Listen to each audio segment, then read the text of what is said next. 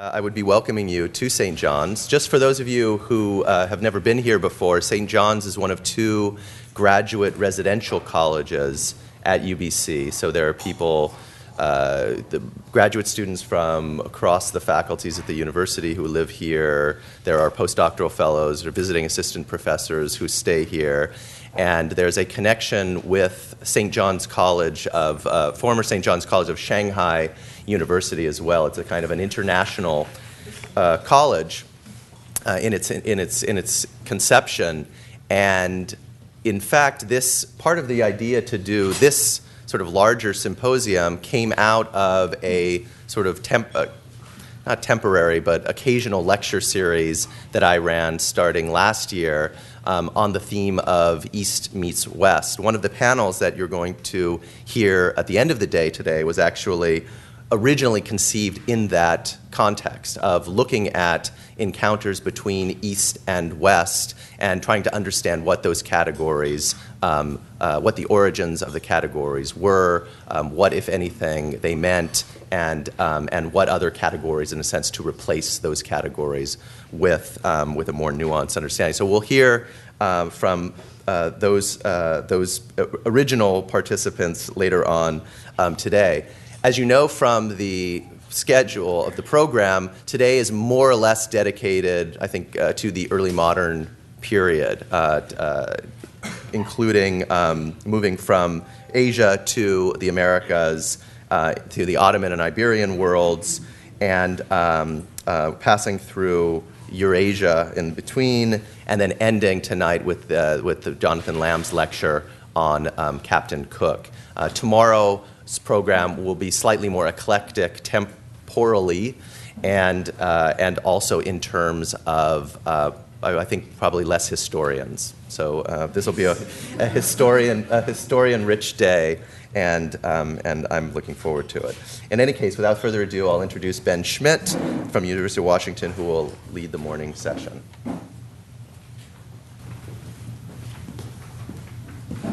Hi,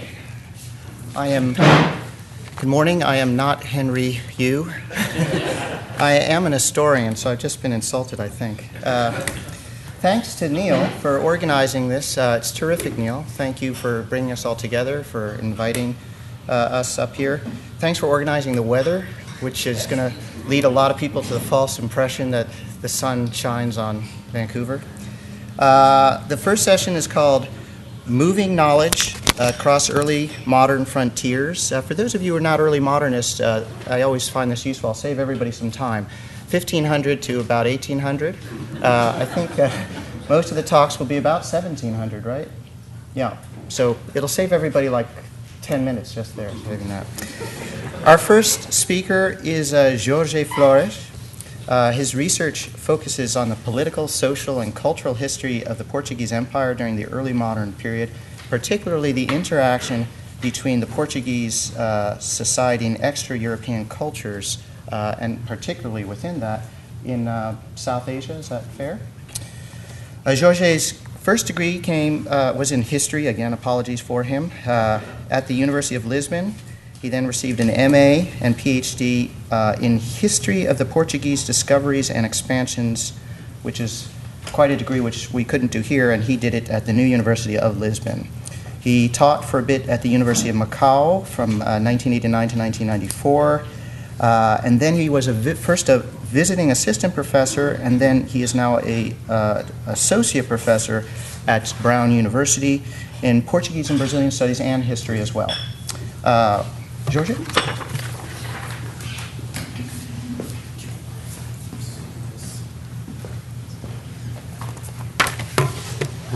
Good morning, everyone. Thank you so much for the introduction, and thank you, Neil, for having me here and for organizing this, for having this great idea, and for organizing what promises to be a very good conference. Thank you so much for your invitation. So, since all of us have 20 minutes, we are supposed to talk around an object. I have decided to make a sort of combination between two side projects that I have. One has to do with Sri Lanka. I've worked on early modern Sri Lanka interactions with the Portuguese for a number of years. And I'm now, although it's not my major concern, I'm now working with together with a Portuguese colleague on a number of texts, Portuguese texts dating from the 1630s, which I believe are really very interesting in a number of directions. One of them I published it 10 years ago, and it's the one I'm bringing here today. And the other ones I'm working on them. My other side project has to do with the so-called arbitrio literature, which for the ones present here who are acquainted with Iberian history, it will be easy to identify. You have this fashion in the transition from the late 16th to the early mid-17th century of common people and less common people, more prominent people, giving advice to the king on a number of aspects. It could be on the country itself, and Portugal and Spain during the late 16th to the early 17th century were under the Iberian crown, the Iberian Union, finances of the kingdom, things like that. And you have prominent people doing this kind of exercise with a very codified language. People identify the diseases of the empire or the diseases of the country and want to provide the right remedies. So you have always this kind of language game between what is wrong and what could be right by following the direction that I'm trying to persuade you to follow. What I'm interested in, it's not really the kind of arbiters that are published and are more well known, meaning arbiters on the finances of the empire, or on commercial trading networks, on commodities, on what to do in terms of different parts of the empire. But it has to do with more anonymous arbiters. Sometimes we don't know much about the people who wrote these texts, 5, 6, 7 pages. Let's call them memorials or something like that, not to use the Portuguese and the Spanish word. And sometimes they are very ethnographic in nature. They are very blended in the way they are written. We can say that the authors are in between worlds, and they are not the kind of people that go to Madrid or live in Madrid and have the power to persuade or to get very close to the king. And sometimes these prominent people print their own arbitrage. The ones who I'm dealing with, usually they don't print the arbitrage. They are very anonymous and very less well-circulated ideas in terms of the 17th century political debate in Spain, in Portugal, and in the empire. So what I'm doing here today is a combination between the two. Actually, the one I published in 2000, it can be considered an arbitrio. You know that if you study the Portuguese and the Spanish Empire in this period, you will come to the conclusion that Sri Lanka, and especially if you look at the Indian Ocean, you will come to the conclusion that Sri Lanka is central in a number of ways regarding the strategies and the desires and the concerns of the empire. I'm not going to expand on that because that would take a lot of time. But that kind of importance leads people to write about Sri Lanka and to inform the king about Sri Lanka. And this is in connection to this fashion of the early 17th century of people writing the so-called books of cities and fortresses in Sri Lanka, especially in Asia. And this means people write descriptions of different Portuguese fortresses in the Indian Ocean, and they provide illustrations of those fortresses. The funny thing, that's what I'd like to stress here today, is that you have 4 books dating from the 1620s, 1630s, totally devoted to Sri Lanka, again combining text and image. The majority of the images, the illustrations, all of them are in manuscript form until the 20th century. They were never published in the 17th or the 18th century. And what is interesting regarding Sri Lanka, so it's this amount of books, this quantity of books, 4 books, which is very uncommon, meaning that you have more than 100 maps and plans of Sri Lanka dating from the 1620s, 1630s. The majority of them are very European in the sense that they depict fortresses, Portuguese fortresses, harbors that the Portuguese wanted to control or already controlled, so this kind of stuff. But the one I have identified in Zaragoza University Library about 10 years ago, it's slightly different. He wants to persuade the king that he knows more than the others, which is common. He only knows the authors when they write, they pretend to know more than other people that wrote or about to write on those topics. And he tries to bring the discussion to the ethnographic stuff. He pretends to know more about the country, about the languages, about the local text than other people that wrote previously on Sri Lanka. And he tries to translate that kind of knowledge to the visual dimension of his book. So the book doesn't have really a title. It's called Formas das Fortalezas de Ceylon, so this doesn't mean much. I think the title actually is not an original title. It was written by an anonymous veteran soldier, which is, again, a sort of trope of the people who write in this direction in this period. His name is Constantino Sá de Miranda, not to be confused with the Portuguese poet Sá de Miranda in the 16th century. It's a different person. They're not related. It was written about 1638. And I have decided to bring 4 images of these books, the 4 more ethnographical, if you want, for us to discuss in connection to the problem of arbitrios, the problem of memorials, and to see what kind of mixed cultural traditions one can find in this kind of stuff. So the first one is this one, is Adam's Peak. It's a site of pilgrimage. People are convinced that Buddha was on the top of this mountain, and there's a Buddhist footprint on the top of the mountain. So it's still today a site of pilgrimage. It was by the 17th century the same thing. And the interesting thing about this and the following image, Buddhist footprint, is that these are the first, as far as I know, European depictions of the mountain and of the Buddhist footprint. And the author, Constantino Sá de Miranda, says that he went there twice, one out of necessity, I don't know why he had to go there, and the other one for the pleasure of seeing the place. So I think this is relevant. The Buddhist footprint and Adam's Peak were part of the so-called Kingdom of the Mountains, or Kingdom of Kandy, which was the main political formation of Sri Lanka in the 17th century. So all the problems, all the fights, all the conflicts the Portuguese had in 17th century Sri Lanka were related to the Kingdom of Kandy. But again, it was the so-called Kingdom of Mountains, very far and inaccessible when you come from the sea. And again, Constantino Sá de Miranda was able to provide the first European depictions, as far as I know, of the city of Kandy. So we have these 2 plans. And they are, I'm not going, again, to save time and to connect this to other issues that I'd like to stress. I'm not going to elaborate a lot on these 2 maps. But what I'd like to say is that these 2 maps are fairly accurate. We know a lot about the city of Kandy in the 17th century, especially after a geographer based in Oxford, I think, James Duncan, wrote a book on the topic, on urban geography and evolution from the 16th to the 19th century. And you only have a Dutch map before 1638, which is in a way, as far as I understand, sort of Dutch. It can be a Dutch city in Sri Lanka, which is common in many European maps on overseas urban realities. And this is different.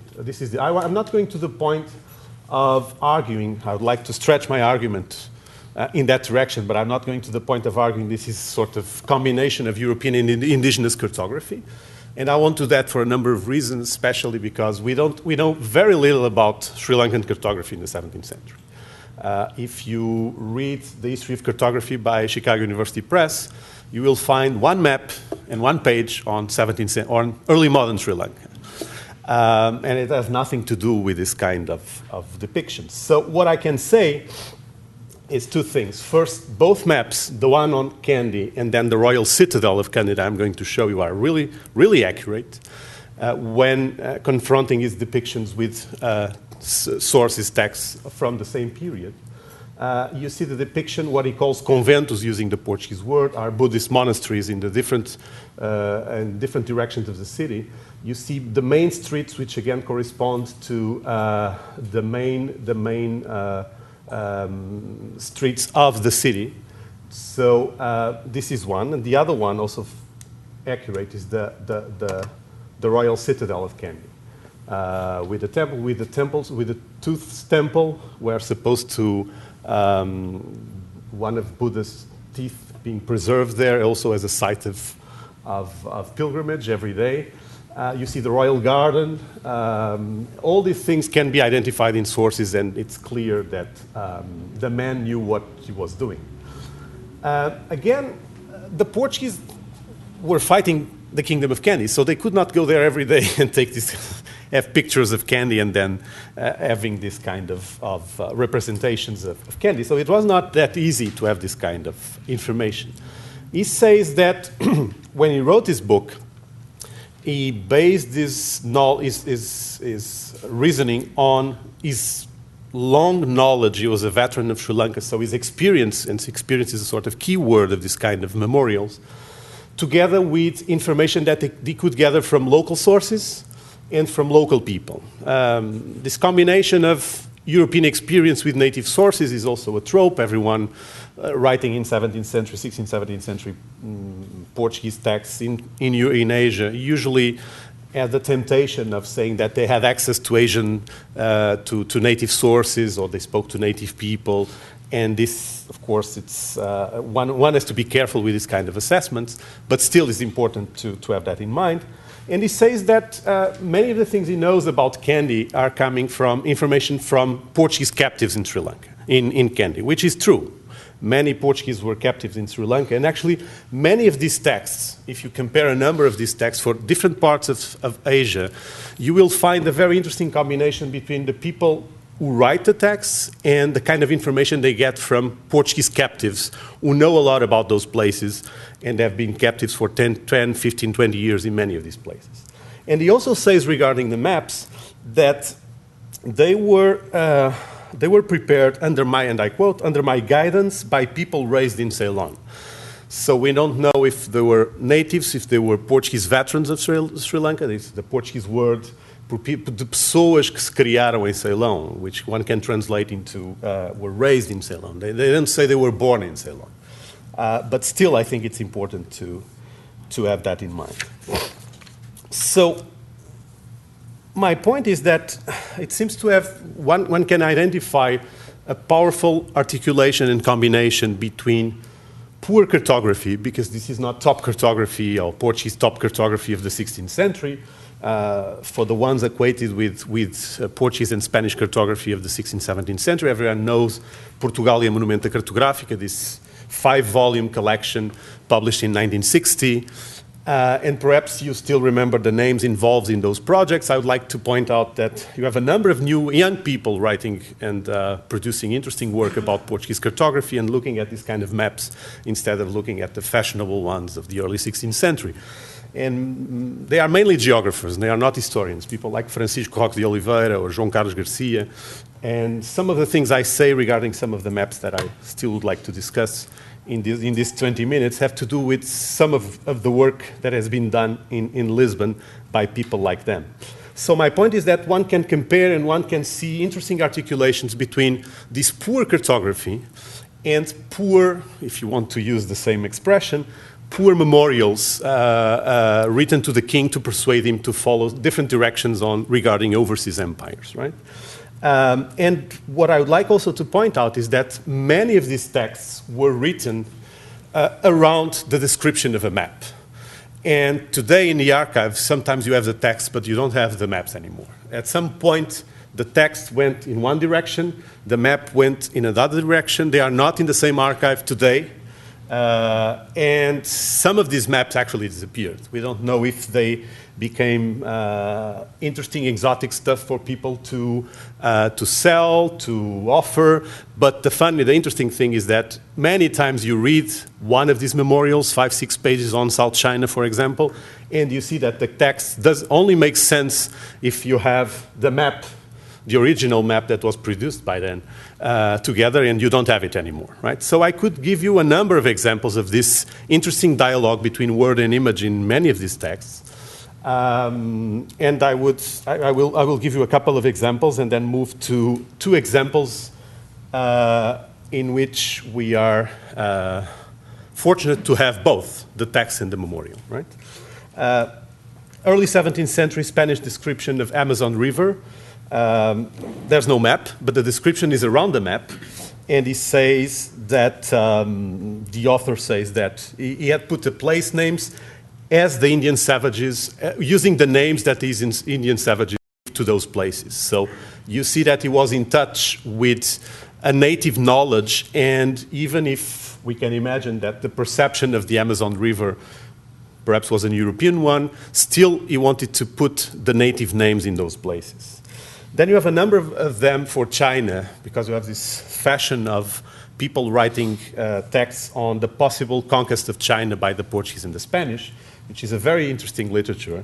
And many of them were, again, working together with maps, with detailed visual descriptions on how to get to Canton, how to get eventually to Beijing, which was a bit more complicated.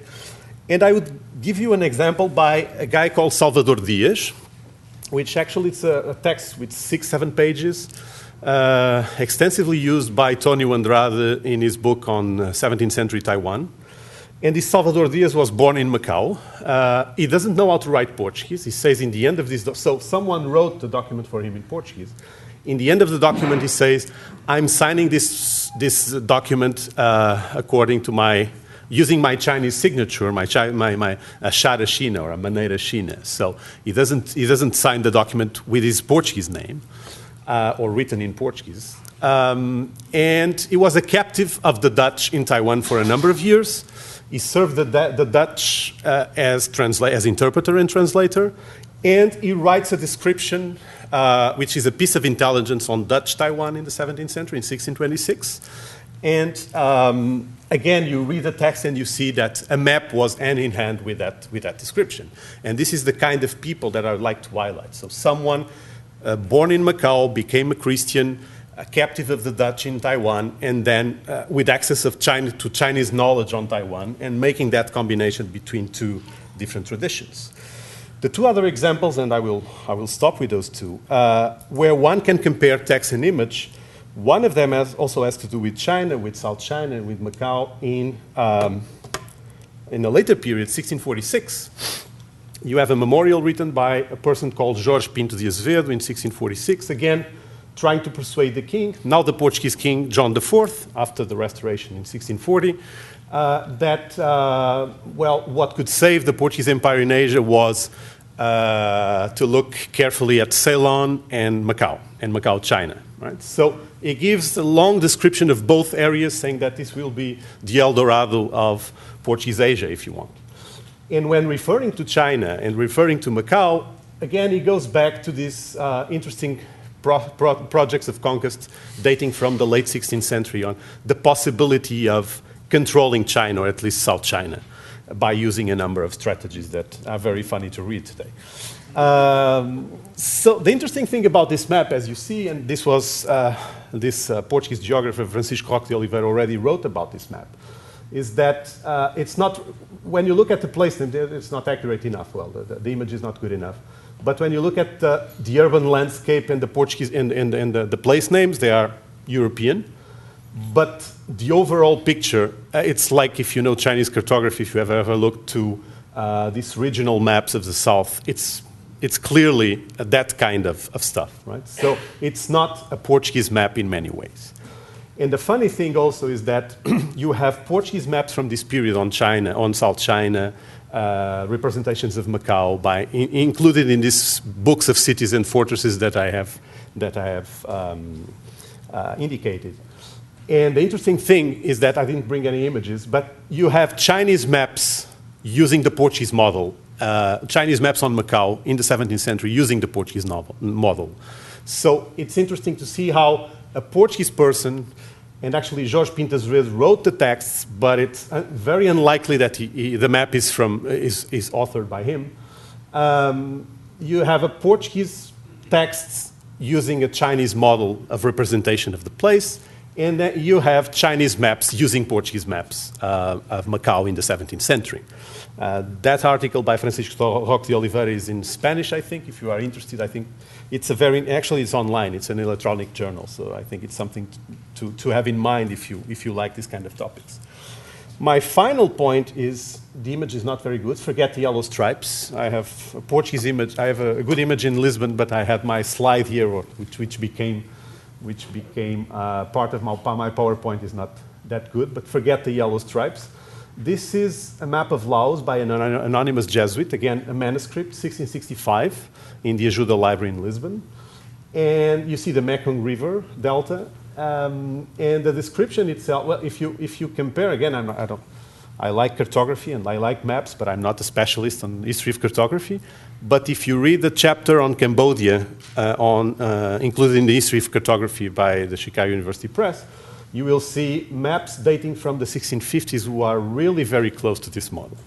So I would, although the text doesn't say if he had access to native knowledge or sort of a dialogue with native people, indigenous knowledge regarding the depiction of the Mekong River Delta, one can establish this sort of connection between Cambodian maps produced in the 1650s and this one by an anonymous Jesuit in 1665. So basically, to conclude, I would like to stress two main arguments. One is this interesting articulation between poor cartography, poor text, both with an ethnographical flavor, if you want. And second, in a way, to bring the Portuguese contribution to this debate on indigenous cartography and European cartography that you can read, for example, in Kapil Raj, a book on South Asia in the 18th century to the early 19th century, or Barbara Mundi on New Spain, which is much more evident and clear than in my examples, or even early America. I think many of you know a lot more about that than I do. But since I'm in this country, I read a lot of things on maps on early America and how they combine again those two traditions. So what I'd like to bring here today is some signs indicating in the Portuguese depiction of different parts of Asia that kind of combination, and I think it's suitable for the topic, the main idea of the Niels conference. Thank you so much.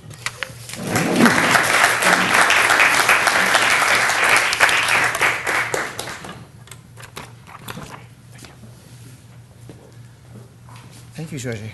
The next speaker is Florence Shah. She's an associate professor of history of science and integrated liberal studies at University of Wisconsin in the Department of the History of Science. She works on the scientific revolution, Jesuit science, science and religion, and science and European expansion in the early modern period, and she is the author of a fresh off the press book, so congratulations, Florence, called Sojourners in a Strange Land, Jesuits and Their Scientific Missions in Late Imperial China, University of Chicago Press, 2009. And I think Florence is going to speak also on China today. Yes. And Jesuits. Yes. Yes, okay. Here we go.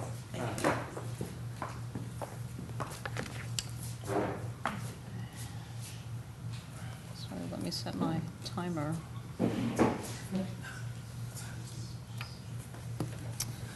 Okay, so the object that you're looking at today is the front flyleaf to a bound volume of about 216 pages. It's a small volume, it's about 8 inches by 6 inches, and it's part of the papers of a Prussian antiquarian scholar named Theophilus Siegfried Bayer, who's probably most well known for having written the first book printed in Europe concerning the Chinese language. And this was actually published in 1730 in St. Petersburg, of all places, but that was where Bayer had been called to serve as the chair of Greek and Roman antiquities in the Academy of Sciences that was designed by Peter the Great and then established by his successor, Catherine.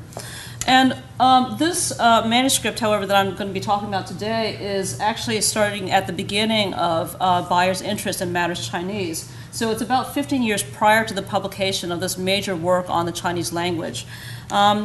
Essentially, Bayer, having finished his degree at the University of Königsberg, he then went to the Royal Library in Berlin, where he was able to consult various kinds of materials.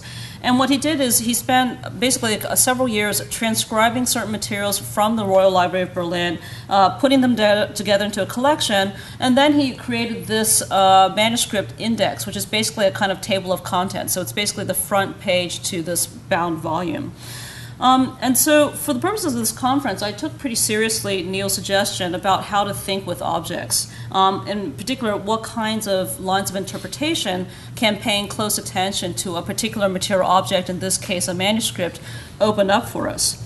And what I'd like to suggest today is that, in this case at least, there are at least 3 interpretive approaches that I'm going to be talking about that I think can emerge from paying close attention to this piece of material culture.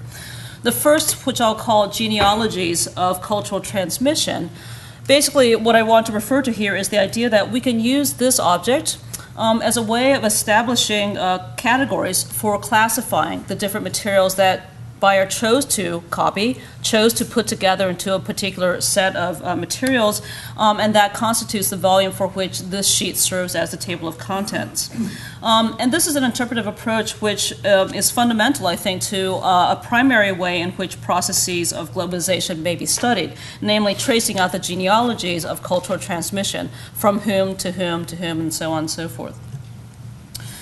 A second line of interpretation that I think this object opens up for us, however, is that we can also use it as a kind of crowbar into the transition between the immediate scene of cultural encounter and then the shift to second and third order scenes of European and Chinese contact. And basically what I'm talking about here is the difference between Europeans who are on the ground in China. In my case, it's mostly Catholic missionaries, Jesuits and Dominicans, versus people like Bayer himself and others who are European savants who are working in Paris and Berlin and London, but who never leave Europe, who never leave the continent or England to go to the area the part of the world that they spend so much of their time studying. And then the third approach that I'd like to talk a little bit about today is networks of global exchange. In other words, how can a document like this, an object like this, be useful as a tool for us in reconstructing the networks through which global exchange take place? So in essence, what I'll do for the rest of my time is first I'm going to talk about the object itself and how it structures the collection of documents for which it serves as a cover sheet. Then I'm going to talk about each of the interpretive approaches I mentioned, genealogies, geographies, and then finally networks, and then give a couple of hopefully short illustrations of what I mean by each of these approaches. Okay, so then to begin with the collection, and for the sake of a little clarity, obviously this is a handwritten document. Bayer's handwriting is not the worst, but it's not the best either. Here is a transcription, and I will make it a little bigger, so that at least it gives you an idea of what's included in this text. Essentially what this is a cover sheet to is, again, a bound volume of a set of pretty diverse kinds of materials concerning matters Chinese. All of these works that he copied out laboriously were in manuscript at the time that he read them and studied them, and most of them have remained in manuscript to this day. The only one that's been published is, I think, probably the first European language grammar of the Chinese language, which was composed by a Jesuit missionary, Martino Martini, in about the year about the 1650s, and it was published for the first time in 2002 in a critical edition. So again, these are mostly manuscript materials, and they are quite diverse. There are essentially 4 categories that we can classify these materials under. The first is linguistic. A good chunk of the stuff that's in this volume basically comprises works in European languages, mostly in Latin, that deal with grammar, lexical material, meaning vocabulary, phonological issues, meaning speech sounds of Chinese, and orthographical issues, meaning how Chinese is written. So that's one major grouping.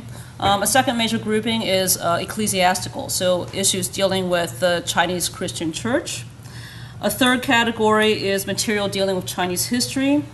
And the fourth category is epistolary, basically correspondence between European writers concerning, again, Chinese material, Chinese issues. So the first thing I think we can do if we establish these major analytical categories for how to classify the material that Bayer compiled in this volume is that it is possible then to establish genealogies of global transmission. And let me give you first an example from the linguistic category. If we look at the first, basically the items highlighted in red constitute the linguistic material. And one thing that we can tell from studying this as a group is that we can see that by the mid-1720s, which is the sort of terminus ad quem for this index, Bayer was clearly working with Martino Martini's Grammatica Sinica. So again, the first European language grammar of the Chinese language. We can also see that he was working very extensively with one of the earliest Chinese vocabularies written in a European language. And this was something that was compiled by a Spanish Dominican friar, Francisco Diaz, in about the year 1640, which basically consists of Chinese characters, Romanizations, meaning how does the word in Chinese sound in European writing forms, and then also equivalents for their meaning in Castilian, in Spanish. And so, once we see this, one thing we can do then is we're entitled as historians to say, well, we can look for corresponding influences by Martino Martini, and by Francisco Diaz upon Bayer's major work on the Chinese language and on his dictionaries, which was published about 15 years later. So this is a line of genealogical transmission. And by the same token, if we think about it inversely, what we can do is if we see Bayer departing from Diaz's vocabulary or departing from Martini's grammar, then we're entitled to suggest that this is where Bayer's own ideas are coming forward, right? A fairly straightforward example. If we look then at the historical category, again in red,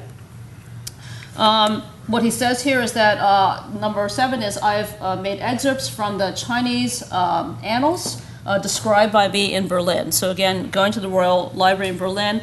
And basically what he did is he copied out several pages from the so-called Chinese annals by which really what we're talking about is the Zizi Tongjian. That was a major historical work compiled in the 11th century by a very well-known Song Dynasty scholar, Sima Guang.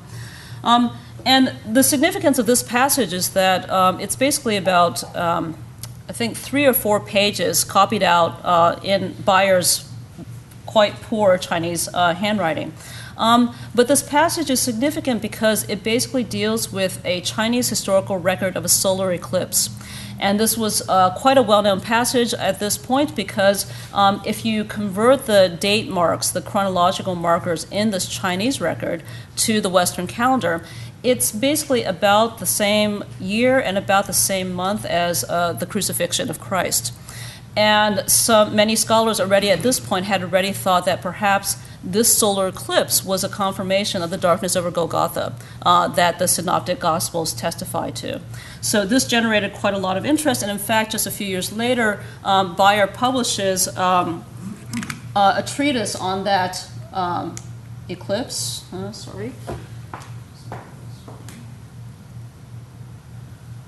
Concerning the Chinese eclipse, the only one that's worth talking about apparently because of its significance for the Christian tradition.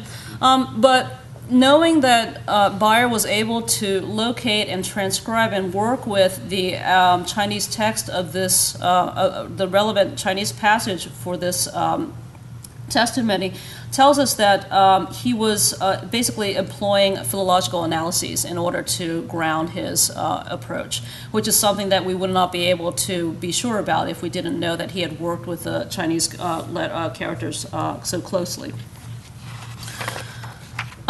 So much for genealogies of global transmission. Then moving on to the second kind of interpretation, geographies of global encounter. I'd want to argue that this manuscript, this object, also admits of a second kind of analysis. And this is one that illuminates the kind of shift that we have at issue when we move again from the immediate context of cultural encounter, mainly missionaries on the ground in late imperial China, working with Chinese converts, speaking to Chinese literati and so on, as compared with second or third order kinds of cultural contexts that take place back in Europe, such as those that Bayer himself was part of. And again, to return to the linguistic category, again highlighted in red here. Before, what I did was I looked at specific items in the linguistic category and followed out how they might connect up with Bayer's later writing about those topics.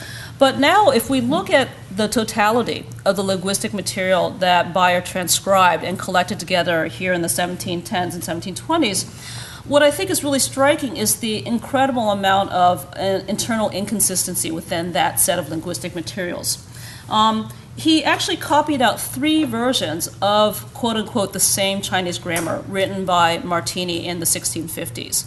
And they're quite different. One of them can be said to be Martini's original Chinese grammar because Bayer tells us that he copied it from Martini's autograph, which was in the Royal Library in Berlin. But a second version of this manuscript grammar was augmented by one of Martini's colleagues, a missionary, the Flemish Jesuit Philip Couplet. And then there's a third version of the same text, but one that is quite abridged by an intermediary copyist. And this was the Sorbonne professor and librarian to the Collège Mazarin in Paris, Louis Pic. And if you look at the content of these 3 versions of what is ostensibly the same text, you find that they differ quite widely.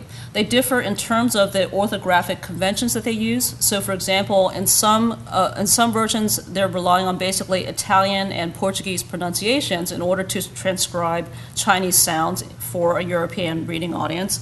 In another case, they're using Spanish pronunciations. So this is quite different and not easily reconcilable.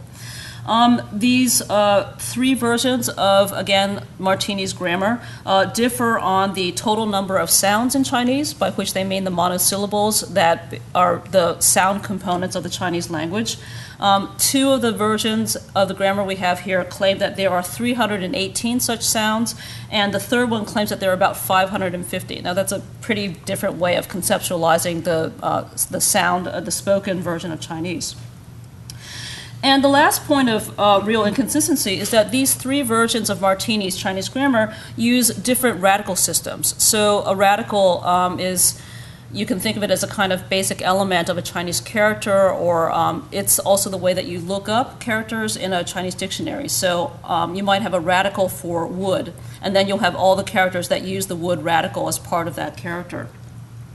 So one of the versions of the Chinese grammar that Bayer copies out uses a system of 214 such radicals, and another version uses a system of 330. So again, very different systems for systematizing the Chinese language.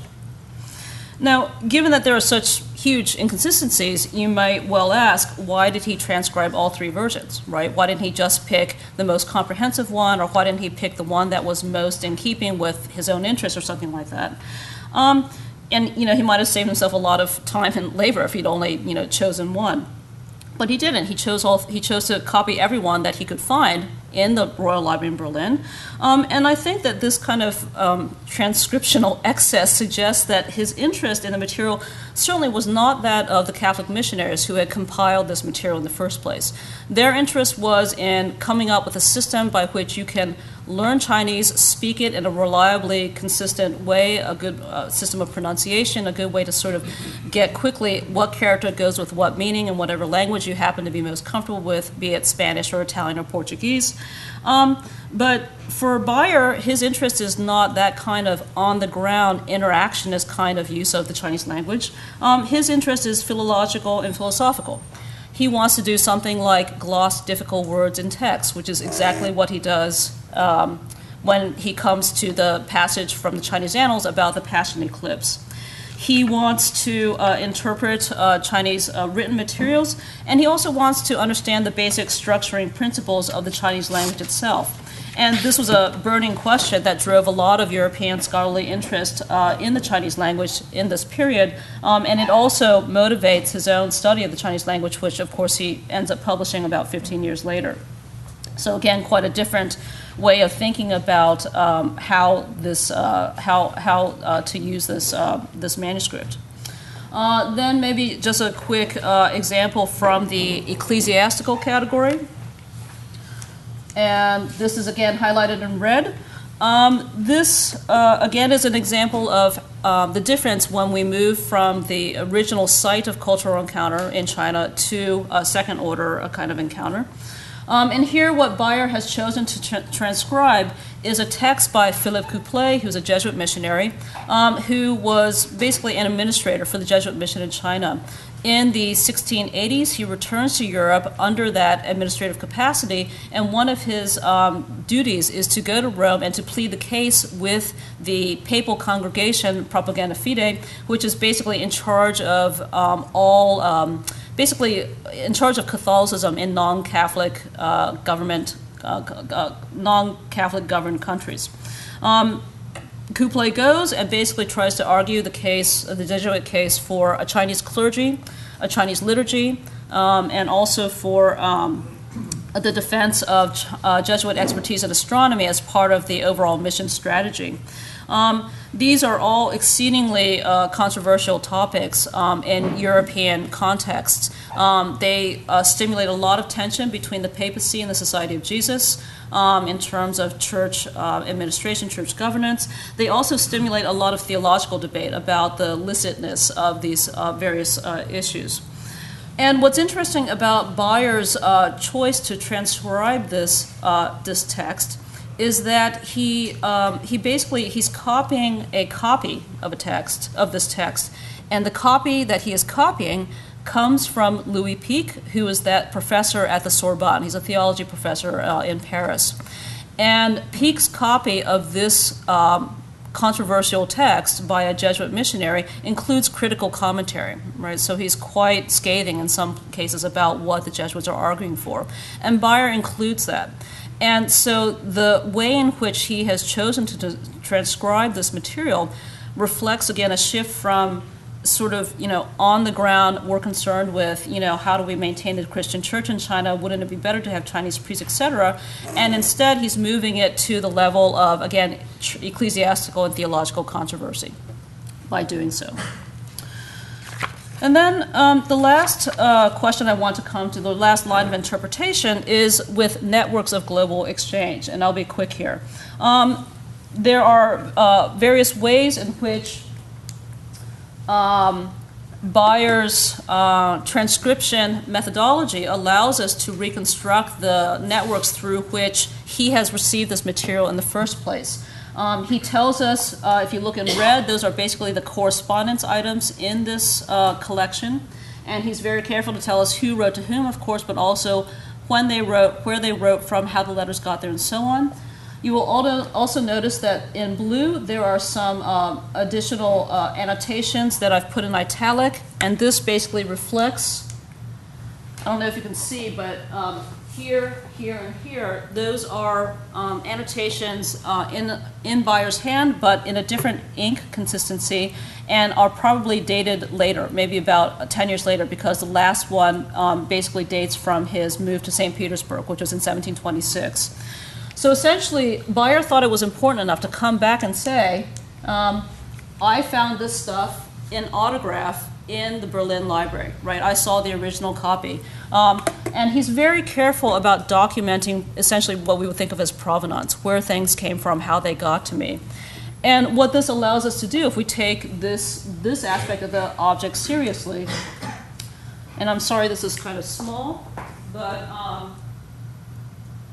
we can plot out a kind of system of networks through which the material finally gets to Bayer. So basically starting over here in China or in Java, moving to Paris, then to Berlin, and then finally to a scholar in Berlin, and then to a library in Berlin. What I'd simply point out here, which I did not realize, is that this allowed me to see that the starting point for most of this material in terms of a global exchange begins with missionaries in red, but that the primary intermediaries for exchange are librarians in blue, right, who are all over the place, which I thought was quite striking. So that's what I have to say about this text. Thank you.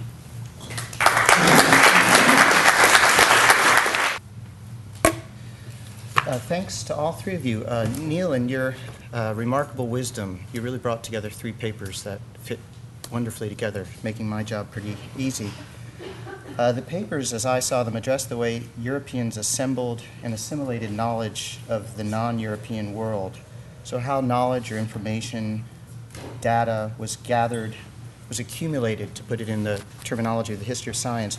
Or I actually like Florence's genealogies of cultural transmission, which I think works for all the papers. The speakers spoke not about all of the world, but mostly, as Nick put it, the Orient, China, the Levant, and South Asia, all of which I should say loomed enormously in the European imagination. And I think the historiography, I feel, is shifting a bit after kind of the 1992 generation, where we were looking towards America. We're now looking, I think, maybe also correctly towards Asia, which was so important in the minds of early modern Europeans. Maybe it's also because we're in Canada and therefore less American focused. So not all of the world, not all forms of knowledge, of course, mostly textual, also visual as well in all cases, which moved in the forms of books, printed, yet also manuscript in each cases. And I was very struck by something that Florence had in one of the documents that she circulated, at least I got it, that there were also books that circulated very narrowly. So it's not just manuscript versus book, but you mentioned a book that had a very minor circulation, and I think that's a good point. So not all of the world, not all forms of knowledge, and also not all Europeans. And it's this last point that I really want to emphasize. These were case studies in each case of that were situated in royal collections, in royal libraries, Florence's point about how important they are, in scholarly circles, and in mostly elite contexts in terms of consumption. I would point out that in terms of production, this is different. And Jorge pointed out that you could get people from much less elite walks of life sending things that end up in elite circles that are later transformed. So this is a particular kind of knowledge, mostly textual, also visual, for a particular kind of audience, mostly elite. And I'd like to take just a few minutes to consider a related but slightly different and more pervasive form of circulation, which, if still elite, is slightly less so, and if still in book form, is slightly less textual. And I've got actually three objects that I'll speak about very briefly.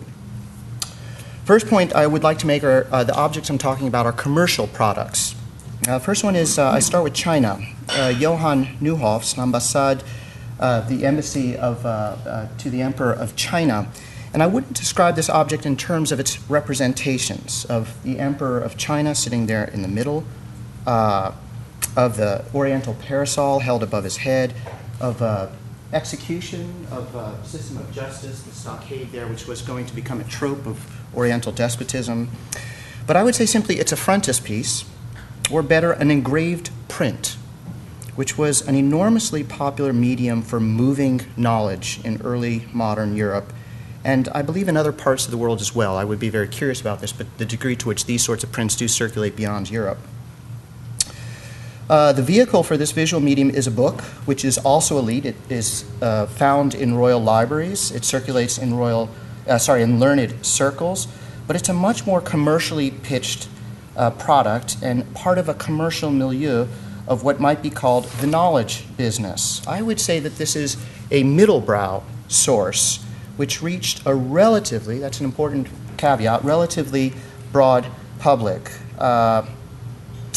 Now the site of production here, a very important site for cultural transmission, is the printer's atelier, where much knowledge production was done in the sense that much mediation of knowledge took place in the early modern world. And this is a very important point, that a lot of these sources that were spoken about in manuscript form do end up with printers and get transformed. I'll get to that point in a second. This is, Neuhoff's book is one of very many books produced around this time, featuring descriptions of the world, surveys of states and polities, of social customs and organizations, of religious mores, natural histories, and so on and so forth. I show one more on Asia because I had Nick's work on the Levant, and this is a book on Persia and the Mughal Empire. The point here that I'm making, though, is they're fronted by pictures, and these books featured a phenomenally, popularly, and quite successfully pictures. And the next of my objects is an incredible visual product. It's Peter van der A's La Galerie Agréable du Monde. It was printed around 1529. It came out in 66 tomes, which were published in 30 volumes. 30 volumes. This phenomenally large thing, which is very hard to order at a library because they really don't like you when you order a 30-volume book. It had 4,000, it still, of course, has 4,000 engraved illustrations. You have to think of the tremendous production that goes into something like that.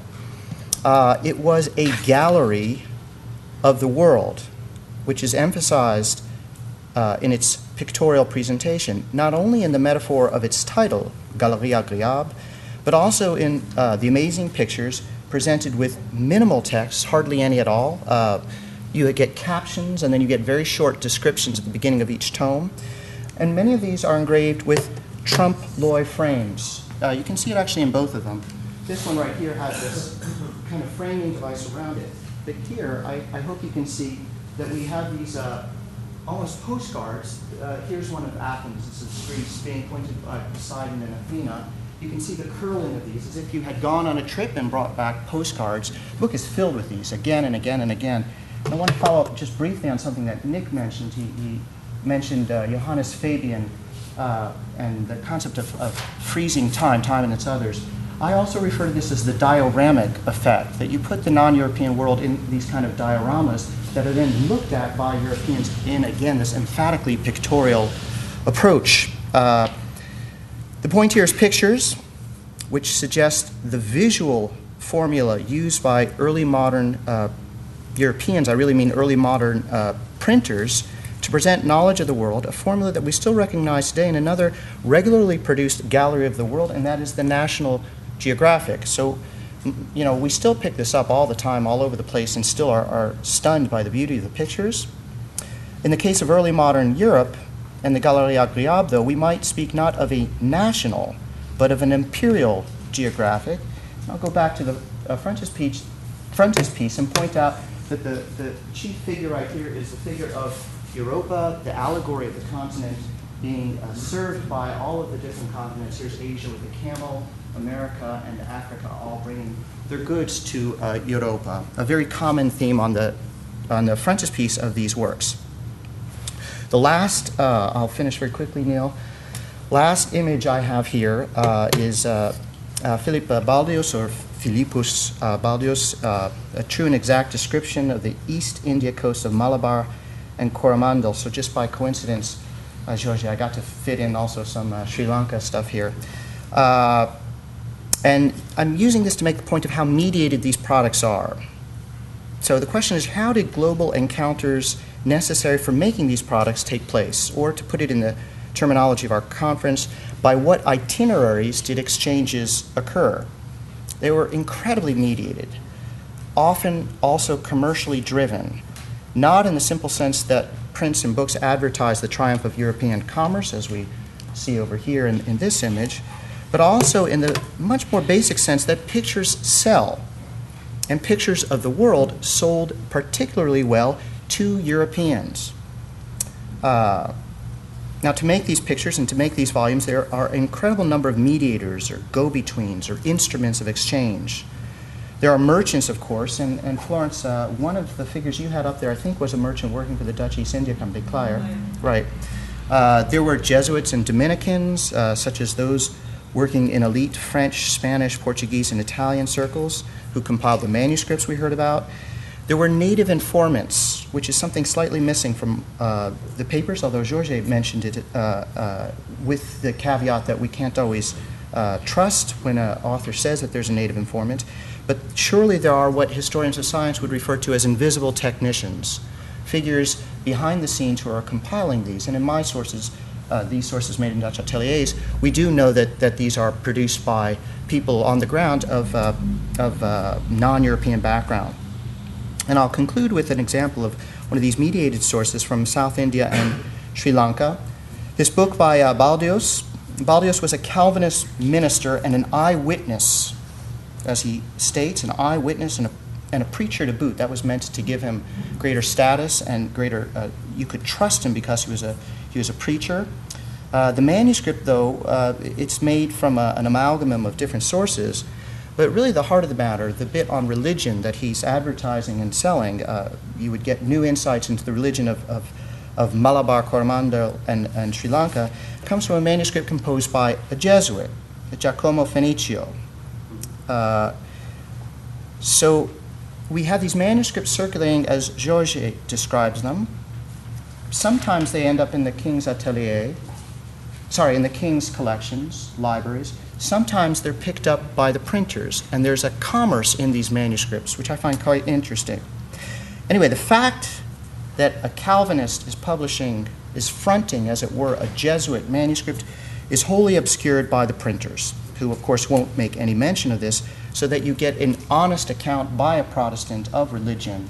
It's wholly kosher, to mix my metaphor, but it comes from a Jesuit, which is totally not kosher.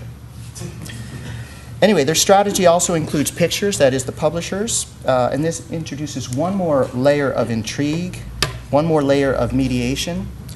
This is an image which has a terrific history. It's done by an engraver in Amsterdam, but it's based on a sketch by a Dutch artist, Philips Ankel, who copied his illustration from an Italian manuscript, which was obtained in India, which itself relied on sketches from, we think, an indigenous hand, likely Gujarati, which would mean northwest India, rather than the southern parts that it's purportedly related to.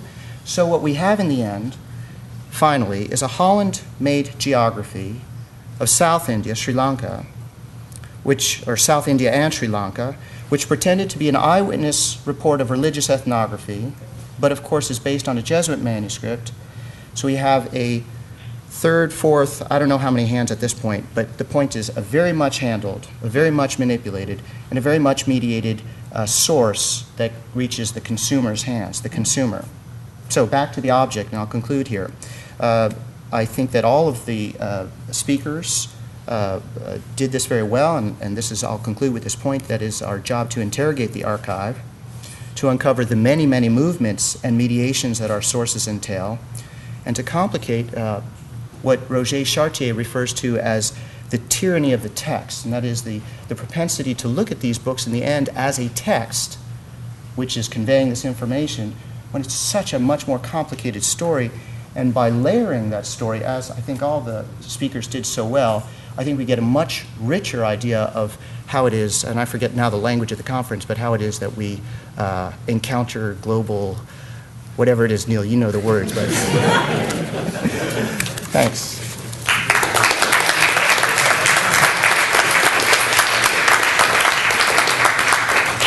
Well, that's the avatar of Vishnu, by the way. Okay, we're gonna have Questions? Time for questions. We'll go about 15 minutes. Yeah, we did start late, so by about exactly. Ben, you could repeat very briefly, for the sake of the recording, the questions that are asked. Sure, absolutely. Sanjay. Just a question to all of you, but perhaps particularly to George. Now, as your illustration's title suggested, of course, that mountain is the Polysemia mountain. So on the one hand, it's Sripada and it's the Buddha's peak. But on the other hand, according to the other tradition, it's where the angel Gabriel dropped Adam when he first came out of the Garden of Eden. And that footprint is supposed to be Adam's footprint as well. Right? Yeah. Now, therefore, what is interesting is, since people knew this, the Christians knew it, and there were already papal envoys sent to this place in the 12th century.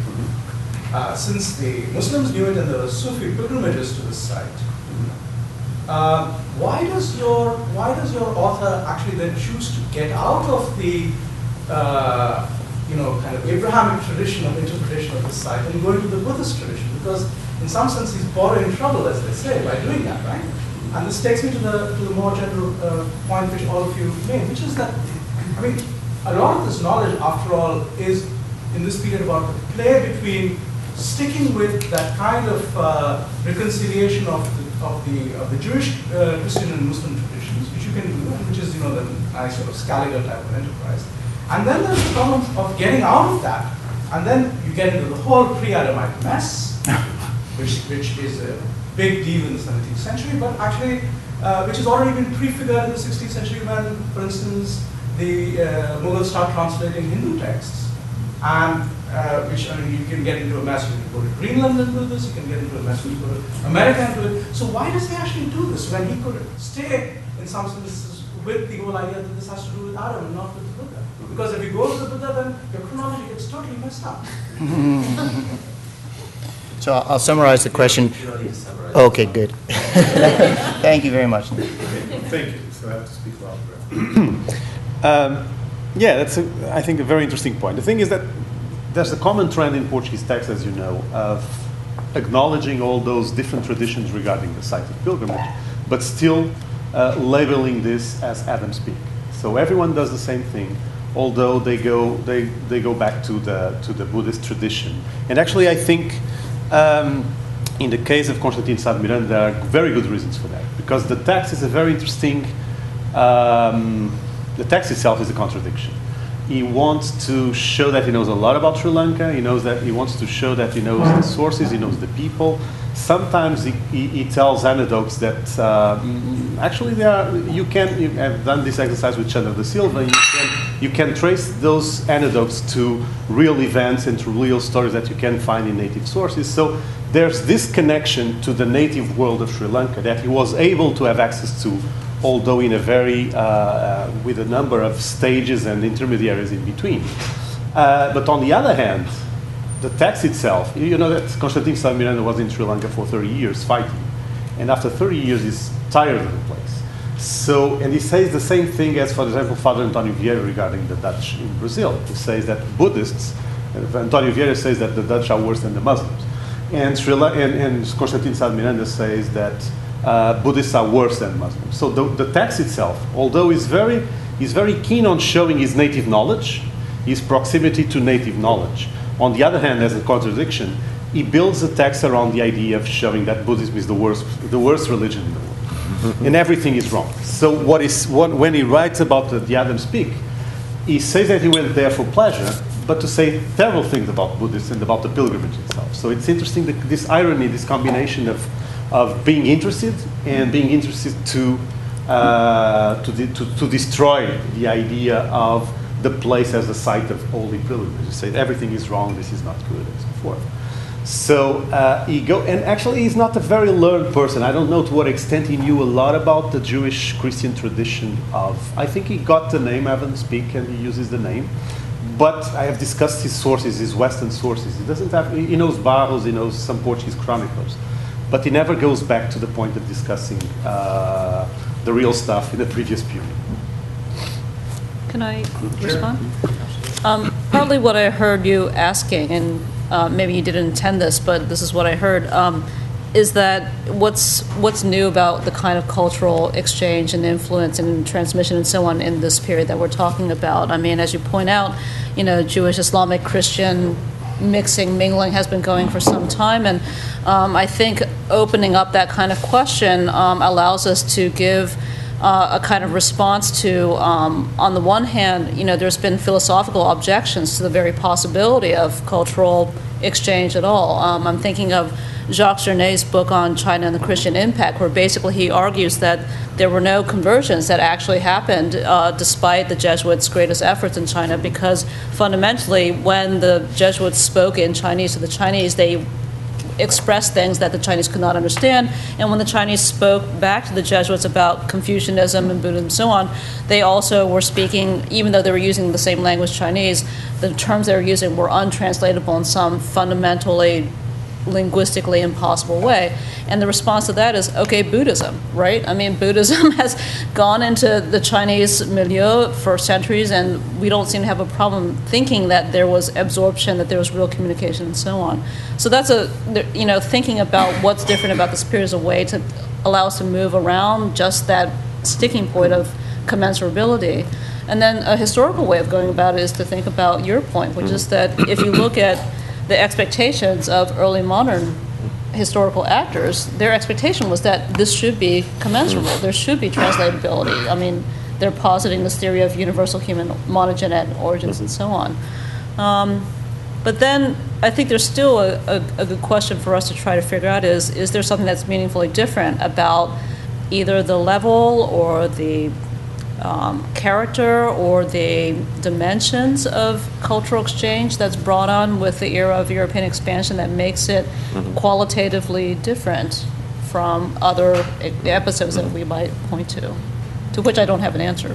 But that's what I was going to say. Yeah, that some of those kinds of debates are happening in the period, as you know, so that the whole debate around the Jesuits' translation projects is happening right there. So in some ways, Jorge's 1980s analysis is a harder form of the Dominican and Jansenist point of view around 1700. Not entirely, but it does. Like some of the debates are happening in the period, and I completely agree with Sanjay. But I guess one would imagine that to a certain extent the Muslim intellectuals have a similar shared sort of concept of all of those translatability, the same paradigm of translatability.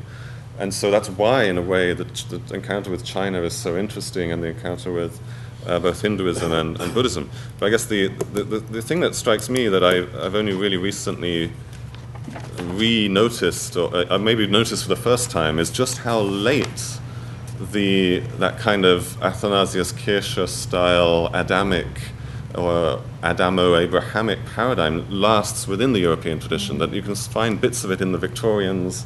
It's surprisingly long-lived, even though I think it's going to be the case, I would imagine, that in many of the things we talk about today and tomorrow, that this question of the paradigm of translatability, what it is, how long it lasts, how translatable things are supposed to be, is going to be something that should keep coming back.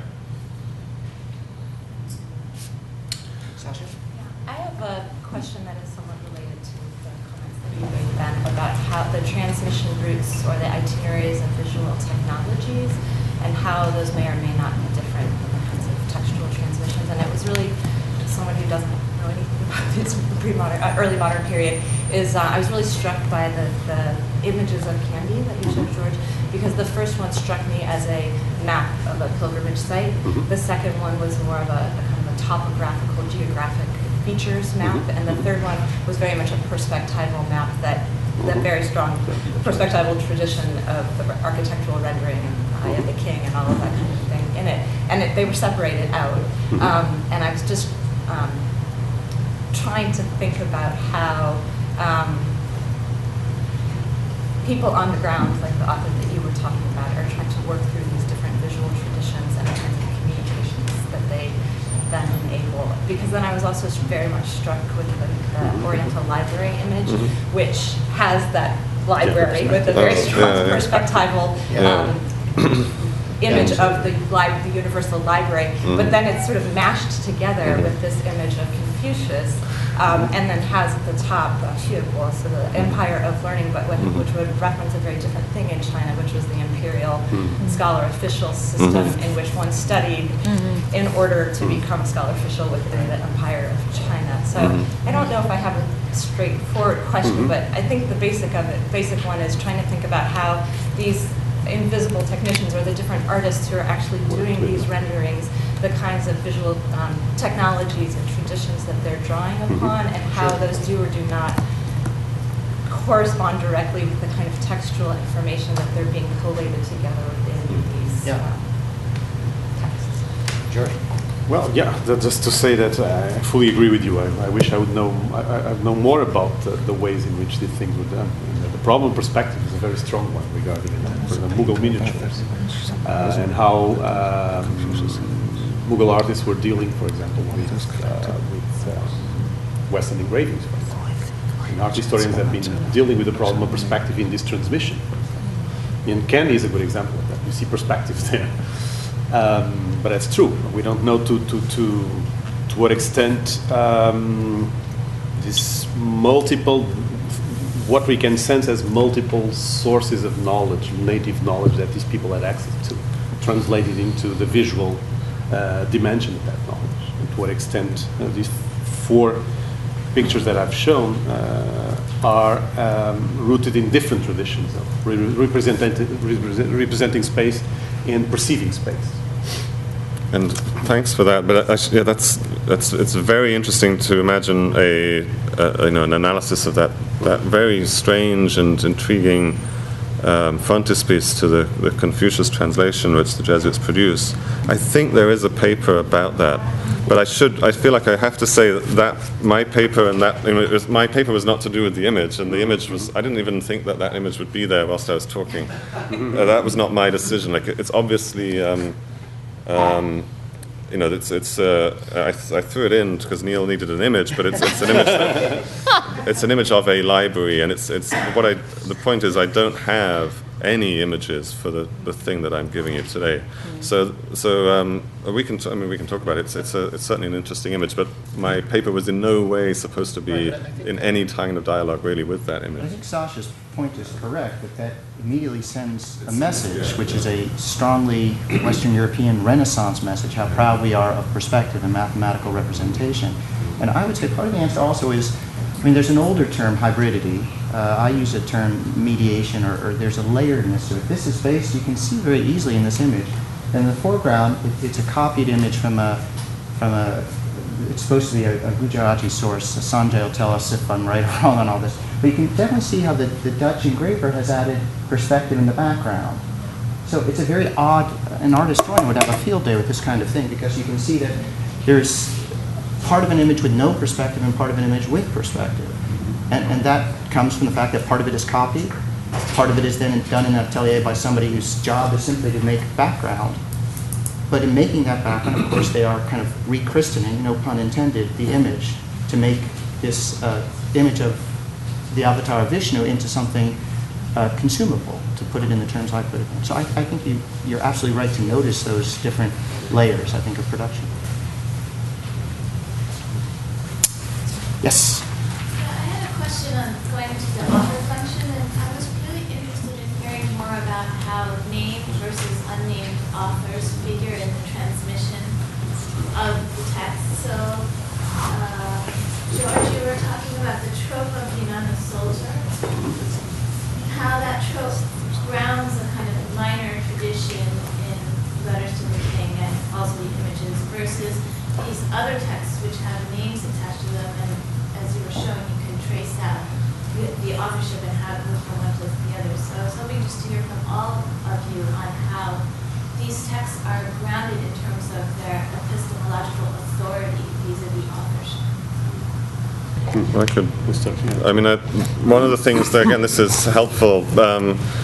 So for the case of Confucius, there's a whole big book on this, very controversial book by a guy called Lionel Jensen called Manufacturing Confucianism, in which, but a lot of emphasis is placed in that book on, there's been lots of debate about it, but the idea of the name of the author, the picture, the life story, the engravings, it's the sort of thing that the Jesuit sources of the 17th century start to produce, so that by the time in 1687, when the Latin translations of 3 of the 4 books come out, European readers who are up to speed already have a sort of an idea of who Confucius is, because they've read about him already. So there's already been a kind of construction of, at least, of this author function, for sure. And I am, so you're right to bring that up, because it's one of the best examples of a sort of construction of an idea of an author for Europeans at that time. And the question, though, for me was, thinking about it from the kind of, I'm thinking of doing a comparison of Ibn Tufail, who does this text that gets, it's called the autodidact philosopher, the Al-Zanuji and maybe a geographer, Abulfida's geography. But in all of those cases, there does seem to be quite a strong construction of authorial authority. And the question, I think, is really still a question, is what exactly, what exactly do the European translators think they're doing when they produce and present those texts? So do they classify them as, an Islamic science text, or do they classify them as, and my suspicion is that in some ways it's a fairly kind of flat, there's a kind of flat sense of saying, well, these happen to be writers writing in say, Arabic. But beyond that, there isn't much added to that. So, Ulugh Beg, the astronomer from Samarkand, is just an astronomer in the sort of early 17th century. I mean, Florence can help me with that. Or, the other sort of scientific authors are very much treated as if on a relatively flat table. But then I think later it's perhaps through, as we go into the 18th century, and perhaps the Confucius story would be an interesting kind of fulcrum, that things start to get a little bit richer and more differentiated. Florence, did you want to answer that a bit? I was actually just wondering, because you gave the example of, the astronomer and maybe also the contrast case of the philosopher, right, Confucius, who's so embodied, but through all these ways that you mentioned, and for someone like Ulugh Beg, who is not really embodied, he's just one in a line of many astronomers. And I think maybe it has to do with the ways in which European constructions of histories of learning, of genealogies of the transmission of knowledge over time have been articulated, where in some cases, maybe with sciences, it's a sort of translatio imperii and translatio studii. It started with the Babylonians, and then it goes to the Egyptians, then it goes to the Greeks, and then it goes to the Romans, and it kind of doesn't really matter who the individuals are. It's more about movement from one culture group to another. But then maybe maybe this has to do with the elaboration of the author function more generally in the early modern period in European context, where the philosopher becomes increasingly valorized, maybe. I don't know, that's very speculative. It may also depend on genre. Yeah. For example, in natural history, there's so much unseen, so many invisible technicians, and there it's very important that the author figure, gives the work authority and bears witness and all that other stuff.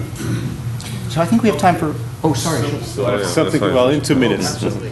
I would say that, as we have seen, my mechanisms of transmission of knowledge are less sophisticated, less erudite than the ones that both Florence and Nick have addressed in their papers. Mine are a bit more pragmatical, less known, but this doesn't mean that they don't circulate. Right? Actually, the examples I gave you are single copies, single manuscripts, but I could give you examples of a number of Portuguese texts which circulated very well in their time, in manuscript form, with 15, 16 copies of the same one, the same text, and we could clearly link this to the idea of scribal publication. To what extent, a text that 500 years ago had 20 copies, to what extent this is not a sign that it was published in a way, which is, you have a number of people arguing in that direction. Still, my trope is more than the anonymous soldier, is the veteran soldier, which is the case of Constantine Sá-de-Miranda. He's not veteran. He's not an anonymous person. He writes to inform the king. When you read the preface, you see that he's informing the king. So we know the mechanism. We know the channel. I think this is Philip IV. In the late 17th century, this became part of a collection of a Spanish noble, and then eventually at some point University Library of Saragossa. I don't know when exactly, but you only have one copy. But still in this more pragmatical form of transmitting knowledge, you have big differences, for example, between this guy, Constantine Sá-de-Miranda, who is, I would say, in the middle levels, he could achieve a number of rewards from the king in the middle level of the Estado de India administration positions. And that is clear. He was moving from one place to the other. From Sri Lanka, he went to the Persian Gulf with that kind of administrative positions. And there's a big difference between this person and someone like Salvador Diaz, was this Christian Chinese from Macau who converted, but who couldn't write Portuguese. Right? And it was a spy of the Portuguese, and it was clearly writing to inform people in Macau, and from Macau, eventually the text came to Portugal or to Spain. So he was an unimportant person from the social perspective. And Constantino Sá de Miranda is, in the social ladder, he has a different importance.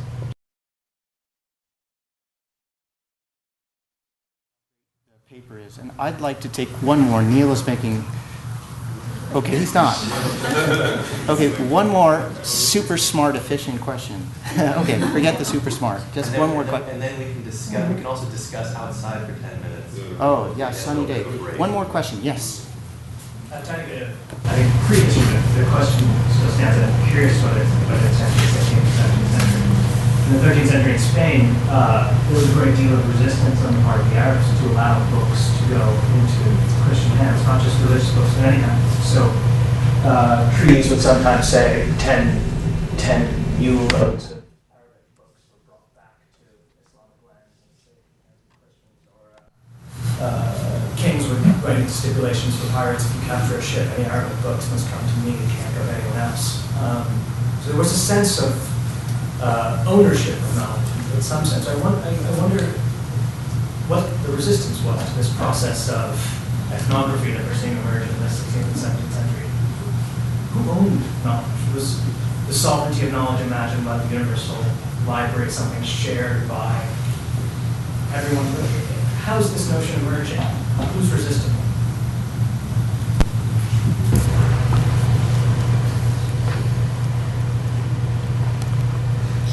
Can we think about it over coffee? Yeah, it's a big.